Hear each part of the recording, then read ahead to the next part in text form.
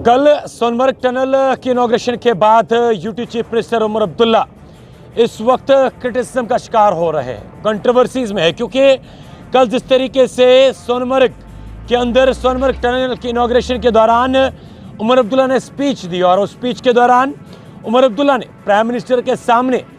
3 चीज़ों के हवाले से जिक्र किया कि जनाब प्राइम मिनिस्टर ने जो 3 वादे किए थे उनमें से 2 पूरा कर चुके हैं। दिल्ली से दूरी का वादा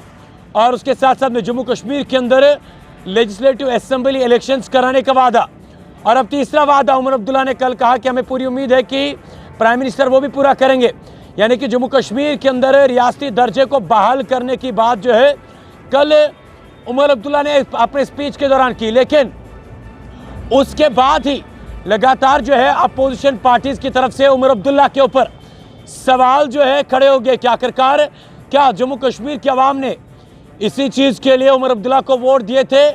कि वो रियासती दर्जे को लेकर बात करे, और साथ ही साथ में उमर अब्दुल्ला के जो हमरा थे मेंबर ऑफ पार्लियामेंट आगा सईद रहुल्ला, जो उनके बीच में इंटरनल बैटल चल रही थी, और अब अनुमान ये लगाया जा रहा है कि कारण यही है कि शायद आगा सईद रहुल्ला, जिस पर वो बार बार कहते थे कि जनाब मेरा स्टैंड धारा 370 और 35A को लेकर क्लियर है, और कल जब प्राइम मिनिस्टर नरेंद्र मोदी के सामने सोनमर्ग टनल को लेकर उमर अब्दुल्ला ने अपना इनॉग्रल स्पीच दिया, उसमें अपोजिशन के मुताबिक कहीं पर भी उमर अब्दुल्ला ने आर्टिकल 370 और 35A को लेकर स्पेशल स्टेटस को लेकर बात नहीं की। और वही महबूबा मुफ्ती ने भी अपने एक्स ट्विटर हैंडल का इस्तेमाल करते हुए साफ तौर पर कहा कि ये देखें आप किस तरीके से जम्मू कश्मीर के चीफ मिनिस्टर अब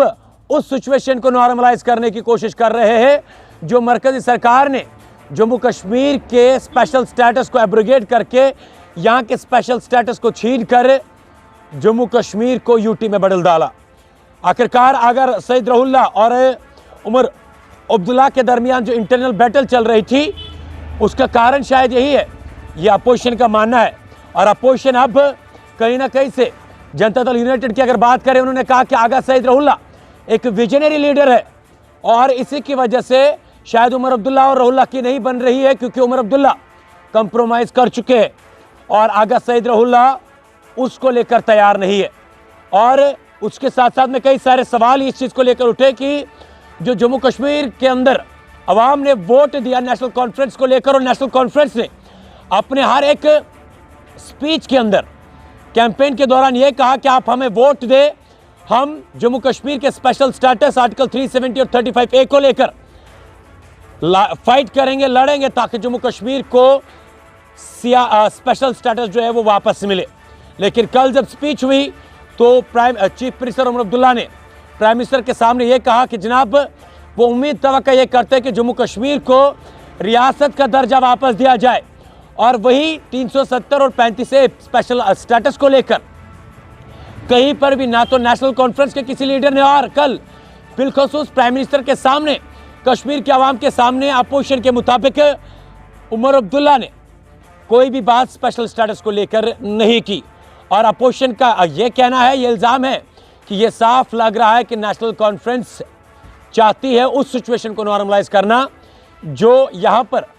बीजेपी सरकार ने स्पेशल स्टेटस हटाने की बात की। और वही अगर देखा जाए, चीफ मिनिस्टर उमर अब्दुल्ला ने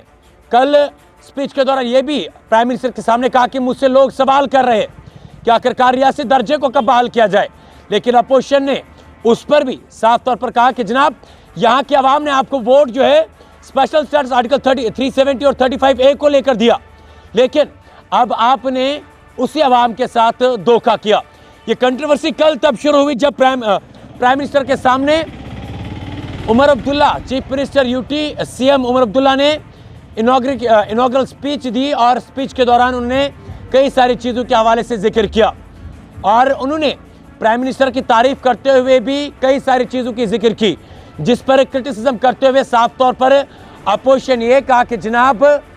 ये साफ लग रहा है कि नेशनल कॉन्फ्रेंस ने जम्मू कश्मीर के अवाम का जो भरोसा था उसका सौदा किया है सेंटर में, उसका सौदा किया है मरकज़ में, उसका सौदा किया है दिल्ली के अंदर। और ट्विटर पे लगातार अब सवाल जो है नेशनल कॉन्फ्रेंस के सवाल पे उठ रहे हैं कि वो इस बात की इस बात को जवाब दे कि आखिरकार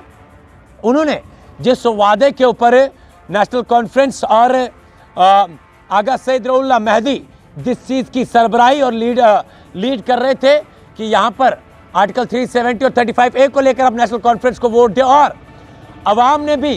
नेशनल कॉन्फ्रेंस को इसी चीज़ के लिए कुल चुना है अपोजिशन के मुताबिक कि वो यहाँ पर जम्मू कश्मीर के अवाम के राइट्स को लेकर बात करे, स्पेशल स्टेटस को लेकर बात करे, आर्टिकल 370 और 35A को लेकर बात करे, इन आर्टिकल्स को लेकर बात करें। अगर बाकी कुछ ऐसे स्टेट्स हमारे मुल्क के अंदर है जहां पर ऑलरेडी कुछ आर्टिकल्स इंप्लीमेंटेड है, उनको स्पेशल स्टेटस दिए गए हैं, लेकिन जम्मू कश्मीर के अंदर जिस आर्टिकल 370 और 35A को लेकर चर्चा नेशनल कॉन्फ्रेंस ने की थी और आवाम से वोट लिया था, आखिरकार अब नेशनल कॉन्फ्रेंस अपने वादों से मुंह कर रही है। और अपोजिशन तो ये जिस तरीके से अगर देखा जाए जम्मू कश्मीर पीपल्स कॉन्फ्रेंस PDP की अगर बात करें, जनता दल यूनाइटेड की अगर बात करें, वो लगातार इस चीज़ का इल्ज़ाम लगा रहे कि नेशनल कॉन्फ्रेंस ने या UT chief minister Omar Abdullah ने साफ तौर पर जम्मू कश्मीर के भरोसे का सौदा करके आए हैं। इसी चीज़ की वजह से उमर अब्दुल्ला आर्टिकल 370 और 35A को लेकर खामोश है। अब जो इंटरनल बैटल नेशनल कॉन्फ्रेंस के अंदर बिलखुसूस उमर अब्दुल्ला और आगा सईद रऊहुल्लाह के बीच में थी, शायद अब वो और भड़कती हुई नजर आएगी, क्योंकि जिस तरीके से कल से अपोजिशन पार्टी जो है लगातार चीफ मिनिस्टर उमर अब्दुल्ला को निशाना बनाते हुए नजर आए। मजीद इस सियासी लड़ाई के हवाले से क्या कुछ और सामने आता है वो भी सबसे पहले हम आप तक पहुंचाने की कोशिश करेंगे। तब तक के लिए आप हमें दीजिए इजाजत। अल्लाह हाफिज, अल्लाह निगहबान।